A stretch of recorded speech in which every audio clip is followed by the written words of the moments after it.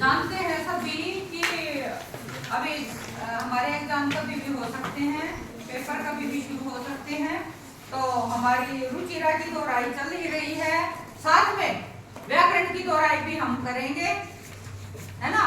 तो व्याकरण की दोहराई में अगर हम बात करें पहले पाठ की, तो सबसे पहले जो पाठ है वो आज हम करेंगे। आज दूसरा अध्यापक हमारा जो है छुट्टी पे है, अवकाश पे है, तो दोनों कक्षाएं 6th A और B अच्छा मौका है कि एक साथ हम करवाएं अपने, उसकी दोहराई अपने सब्जेक्ट की हो जाएगी। मैं तो अच्छा ही मानती हूँ, जब मौका मिल जाए तो जो भी मिले उसको छोड़े ही क्यों, उसको अच्छा उस अवसर का फायदा उठाएं। तो सभी बेटियों को सुप्रभात। तो पहला ही पाठ है हमारा संस्कृत भाषा एवं व्याकरण। संस्कृत भाषा एवं व्याकरण। सबसे पहले जब हम बात व्याकरण की कर रहे हैं, एक भी बेटी की आवाज ना आए, ध्यान से सुनो। तो हम बात कर रहे हैं व्याकरण की। अब ये व्याकरण बना किन शब्दों से है, पहले इसी को जान लेते हैं। बताएगा कोई व्याकरण किन शब्दों से? अदिति बताएगी, बताइए बेटे अदिति।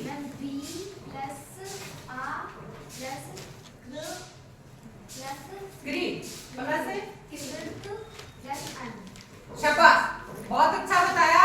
वी जमा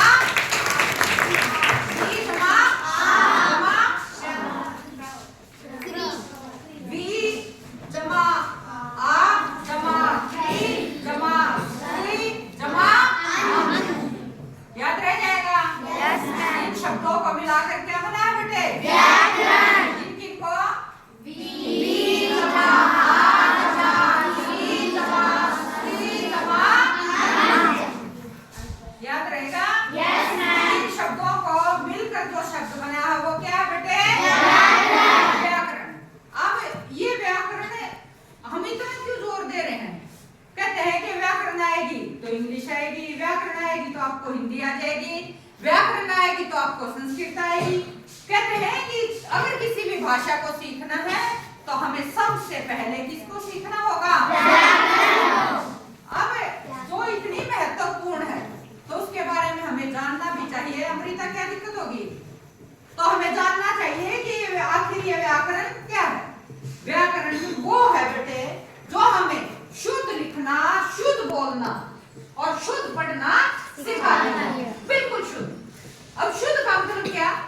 अच्छा, शुद्ध का मतलब यहाँ बेटे कि जैसे हम बोल रहे हैं दिन और दीन, दिन और दीन, हमें पता लग रहा है जिसको हम शुरू से, जबकि गलत है, हम ध्वनि से नहीं पढ़ते, ध्वनि से हम जानते नहीं हैं।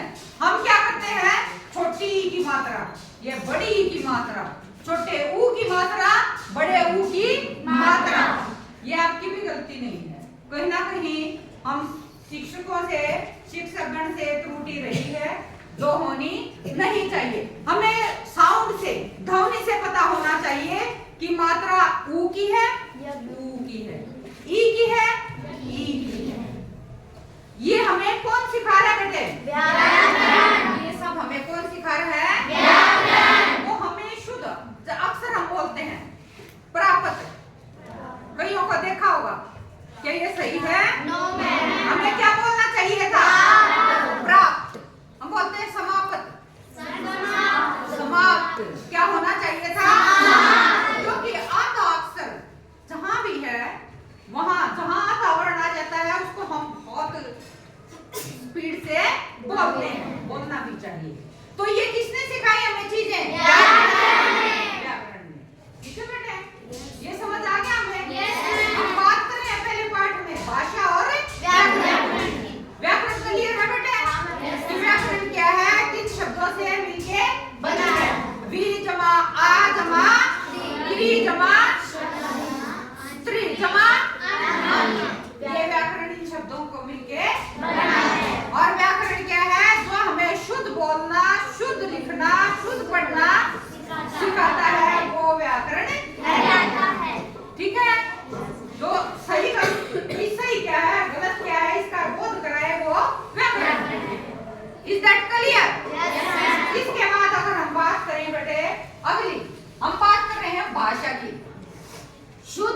एवं संस्कारित भाषा संस्कृत है। अब इससे समझ आ रहा है, शुद्ध एवं संस्कारित। अब बात करें संस्कार की। संस्कारित से क्या मतलब? संस्कार से मतलब है, अगर मूल शब्द की अगर हम बात करें तो संस्कार का मूल अर्थ है बेटे शुद्धिकरण। क्या अर्थ है? शुद्धिकरण। शुद्धिकरण। और अगर हम दूसरे शब्दों में इसको कहें तो हमारे समाज ने जीवन चलाने के लिए कुछ मापदंड बनाए हैं कि हमें कैसे चलना चाहिए, कैसे रहना ठीक है, ठीक है, कैसे हम खाएं, कैसे हम चलें, कैसे हम बोलचाल का व्यवहार करें, कैसे एक दूसरे से लेन देन करें, कैसे हम धार्मिक प्रवृत्ति को बनाएं, क्या क्या करें उसमें, ये सब चीजें जिसमें सम्मिलित है बेटे, और इसको बंद कर बेटे, जिसमें ये सब चीजें सम्मिलित हैं तो उसको हम क्या कहते हैं बेटे? संस्कार। क्या कहते हैं उसको? संस्कार। और ये सभी चीजें इकलौती भाषा है जिसके अंदर ये सभी चीजें शुमार हैं। कौन है वो? संस्कृत। कौन है बेटे? संस्कृत। अकेली संस्कृत भाषा ऐसी है जो हमें संस्कार सिखाती है, न केवल पढ़ाई, न केवल लिखाई, न केवल बोलना, बल्कि हमें संस्कार में चलना सिखाती है। हम जानते हैं कि हमारे जितने भी ग्रंथ हैं वो सभी संस्कृत भाषा में लिखे हुए हैं। अगर संस्कृत ना होती तो ये जो एंड्रॉइड फोन जो हम प्रतिदिन हमारा मित्र की तरह अपने पास रखते हैं, शायद हम अपने माँ बाप को भूल जाए, अपने भाई बंधुओं को भूल जाए, लेकिन इसको एक सेकंड अपने से दूर छोड़ना नहीं चाहते। ये इस फोन की कल्पना भी नहीं की जा सकती अगर संस्कृत ना होती। दूसरी बात, जिस संस्कृत को पढ़ते वक्त हमें शर्म महसूस होती है और इंग्लिश पढ़ते वक्त हम गौरवान्वित महसूस करते हैं और दो पंक्तियां बोलते हैं, हम इंग्लिश की कह देते हैं, अरे बड़ा इंटेलिजेंट है। ये हमारे देश के लिए शर्मनाक मंजर मैं कहूंगी कि हम इंग्लिश को बड़ा, और जिस संस्कृत से विदेशों ने कहीं बल्ब की, कहीं ट्यूब की, क्या तक कितनी ही रिसर्च कर दी है, खोज कर दी है, नाम अपना ठप्पा बना लगा दिया है, लेकिन हमारे ग्रंथ यजुर्वेद, अथर्ववेद, इनको पढ़ के उन्होंने खोज कर दी है। ऐसे देश के हम वासी हैं, ऐसे ग्रंथों के हम मालिक हैं, और फिर हम शर्मिंदगी महसूस करते हैं कि हम संस्कृत हिंदी क्यों पढ़े। तो शर्म हमें आनी चाहिए।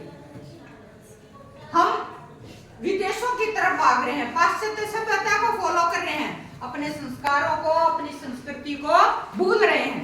ठीक है बेटे, तो ये बहुत बड़ी चीज है। और दूसरी बात आपको पता होना चाहिए कि नासा ने जब चंद्रयान 3 हमारी सफलता प्राप्त की, गौरी नाम की लड़की, हाँ, डायरी मंगा रहे हैं मैम, तो उन्होंने नासा वालों ने पता है क्या कहा? काश हमने संस्कृत पहले पढ़ी होती, अपने ग्रंथ पहले पढ़े होते तो चंद्रयान 3 की नौबत नहीं आती।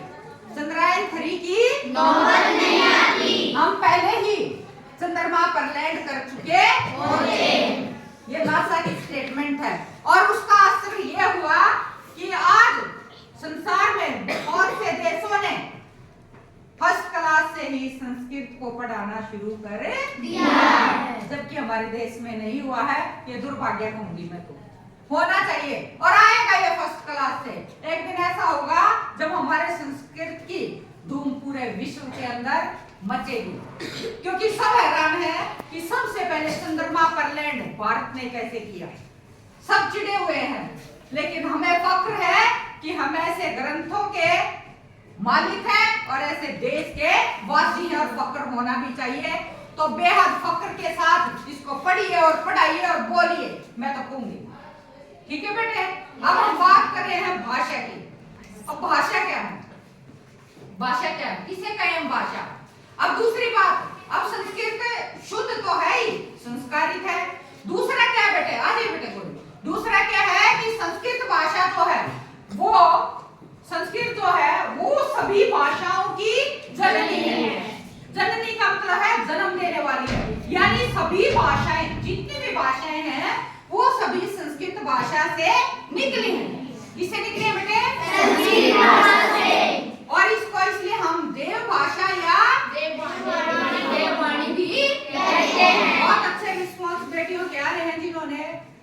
सुना है। तो हम इसे क्या कहते हैं बेटे? देव भाषा या देववाणी। अब नाम से जाहिर है, जहाँ देव ही हो जाए तो वो तो भाषा बहुत पवित्र है, बहुत ज्यादा पवित्र है, संस्कारित है। अब बात करें हम भाषा की। भाषा क्या है? कितने प्रकार की है? भाषा वो है जिससे हम अपने विचार दूसरों तक प्रकट कर पाए, उन्हें समझा पाए, व्यक्त कर पाए। बेटे जितनी आपके पास शब्दकोश होगा उतने ही आप ज्यादा बोल पाएंगे, उतना आप चीजों को समझ पाएंगे। तो आपको जो स्टेबल वर्ड लगे, मैंने 3-4 वर्ड बता दिए हैं कि भाषा वह है जो हमारे विचारों को दूसरों तक पहुंचा दे, व्यक्त करने में आसानी हो जाए और दूसरों के विचार हम समझ पाए, उसे हम भाषा कहते हैं। ठीक है बेटे, भाषा का क्लियर हो गया।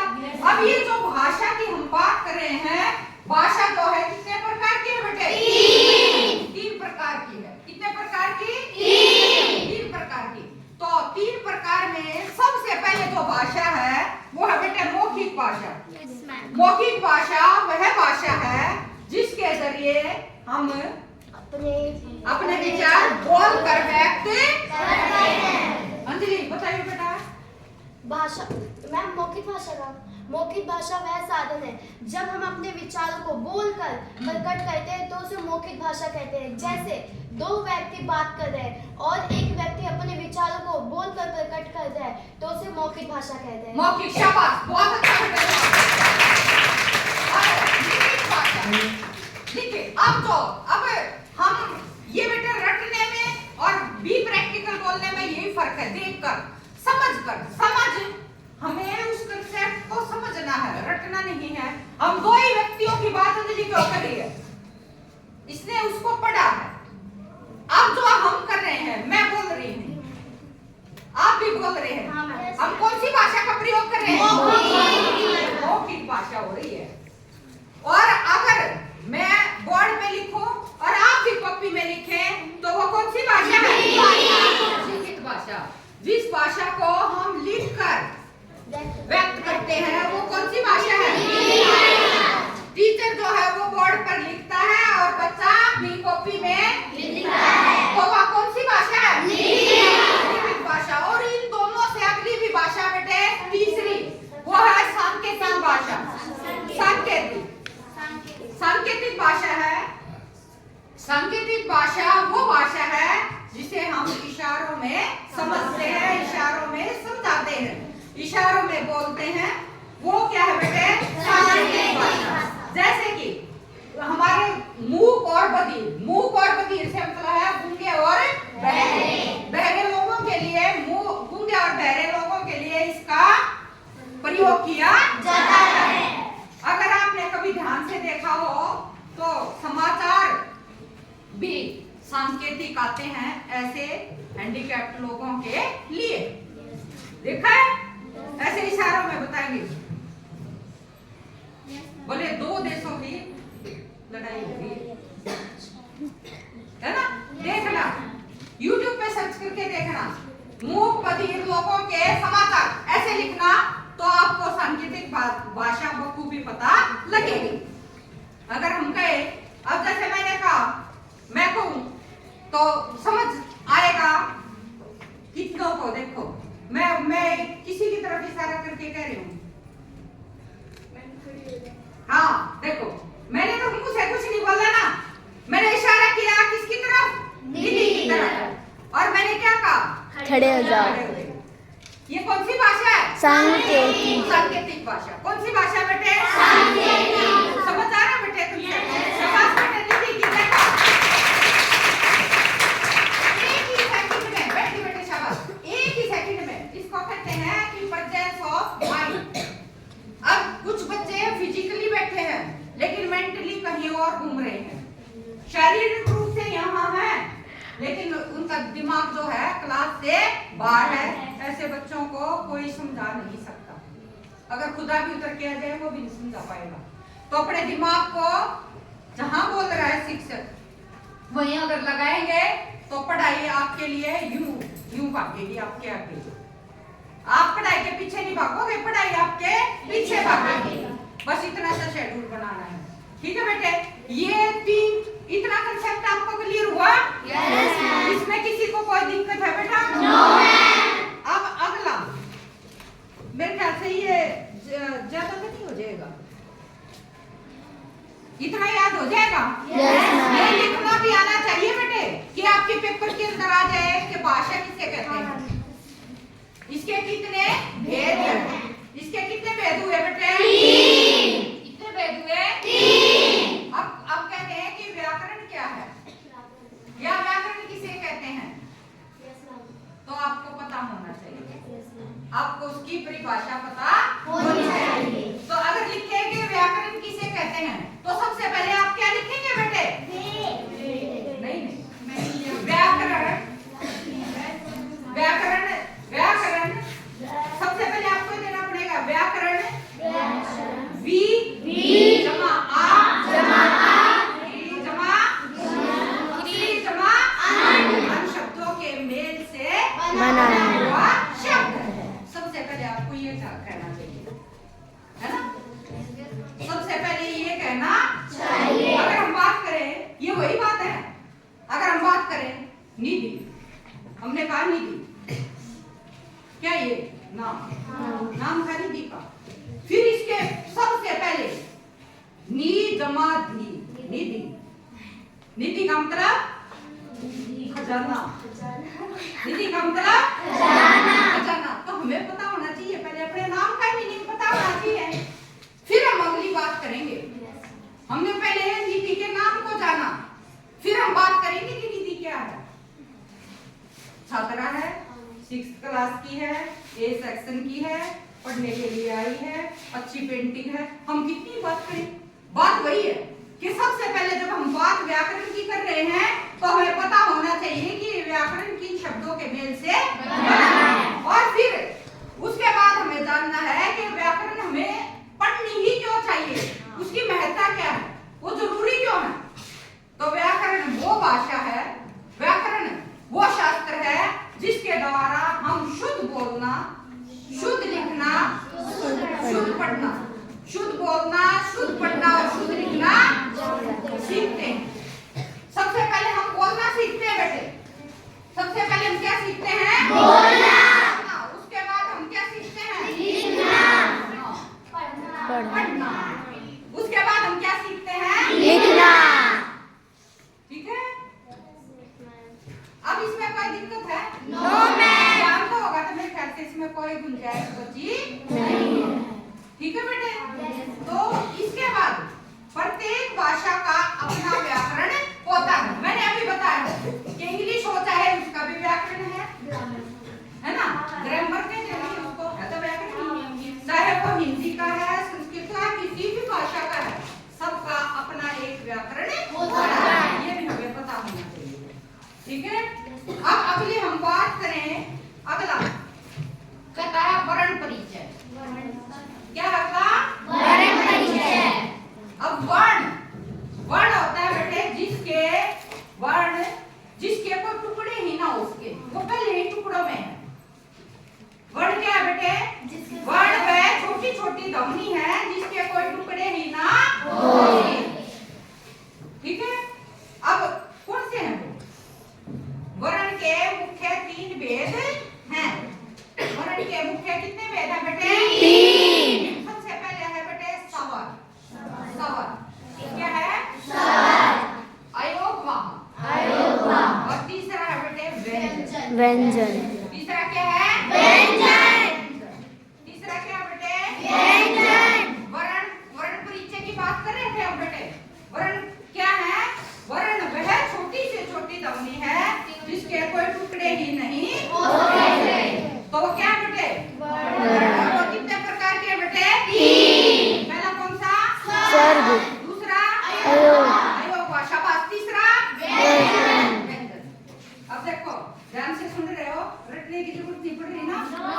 ध्यान में सीधे जा रहे हैं, यहाँ तक का सीधा जा रहा है, यही छोड़ लेते हैं बेटे, क्योंकि माँ जानती है कि बच्चा मेरा कितना हजम कर सकता है। अगर उससे ज्यादा कोई माँ खिला दे तो उल्टी आ सकती है ना? तो शायद शिक्षिका को भी ये समझ लेना चाहिए कि मेरे छात्र, मेरे बेटियां शायद इतना ही आज के लिए समझ पाएंगी। हाँ, ये हो सकता है कि हम इसको दोबारा दोहराएं ताकि आप घर जाके नहीं बेटे, पढ़ाई का क्या सिस्टम है, पढ़ाई हो कोई भी चीज हो, आप जहाँ चल रहे हैं, कोई काम कर रहे हैं, आप इसी जो आपने आज पढ़ा उसको करते करते अपने मन में दोहराते रहिए। जब आप ऐसा करेंगे सब चीजें आपकी उंगलियों पे आ जाएंगी। सब चीजें, आप खाना खा रहे हैं तो पढ़िए भाषा क्या है, आप काम कर रहे हैं पढ़िए, दिमाग में चलता रहना चाहिए कि व्याकरण क्या। ठीक है, आप चल रहे हैं, आप बैठे हैं, बात कर रहे हैं, लेकिन आपके जहन में चलना चाहिए कि लिखित भाषा क्या, मौखिक भाषा क्या, सांकेतिक भाषा क्या, ये सब आपके जहन में चलने चाहिए।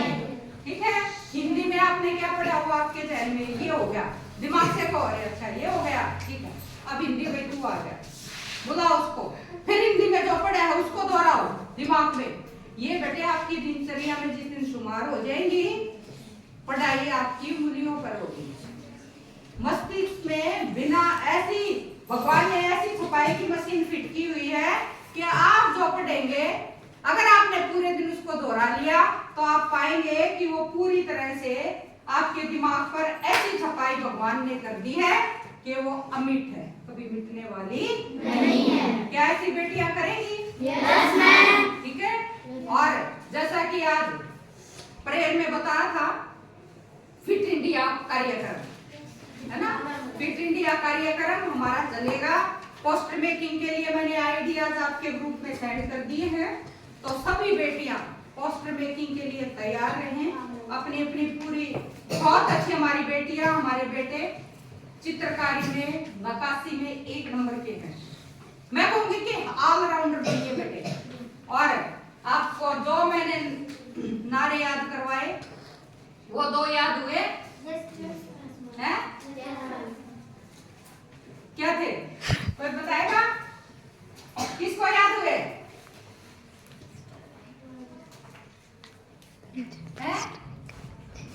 होंगे फिट तो देश बनेगा सुपरहिट, होंगे फिट देश बनेगा सुपरहिट। संरचित हम नारे बनाएंगे और जो है देश को समर्पित करेंगे स्कूल के प्रांगण से। तो पहला नारा कल सभी को याद होना चाहिए, कौन सा? होंगे फिट तो देश बनेगा सुपरहिट, होंगे फिट देश बनेगा सुपरहिट। ठीक है, ये मैंने बनाए थे, दो आपको याद करवाएंगे, लेकिन बहुत सारे याद हो जाएंगे और वो याद ही नहीं होंगे, हम उनको अपने जीवन में भी उतारेंगे। ऐसी मैं आशा कर सकती हूँ ना आपसे। हम उसको सिर्फ बोलने तक सीमित ना करेंगे, हम उसको अपने जीवन में भी उतारेंगे। हम सभी ने खाना है, हम सभी ने खाना है, फास्ट फूड ना खाना है, फास्ट फूड ना खाना है, हम सभी ने खाना है, हम सभी ने खाना है, फास्ट फूड ना खाना है, फास्ट फूड ना खाना है, योगा को अपनाना है, योगा को अपनाना है। क्या हम ऐसा करेंगे? Yes ma'am. फास्ट फूड में क्या क्या था आपको पता है? Yes ma'am. क्या मैम केमिकल होता है, बस उसका बनाने का तरीका है।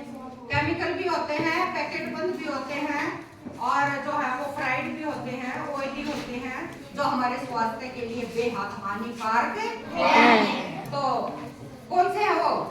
बर्गर है, चाउमीन है, पिज्जा है, मोमोज, समोसे, ब्रेड, के हमें खाते हैं। ये चाइनीज फूड है बेटे, और हम बड़े खुश हो के खाते हैं। क्या आप दिल से आज से इसको तौबा करोगे? बोले नहीं खाऊं। नहीं, ये बोलने के लिए नहीं होना चाहिए, हमेशा के लिए होना चाहिए कि फास्ट फूड को नमस्कार करने से, फास्ट फूड को नमस्कार।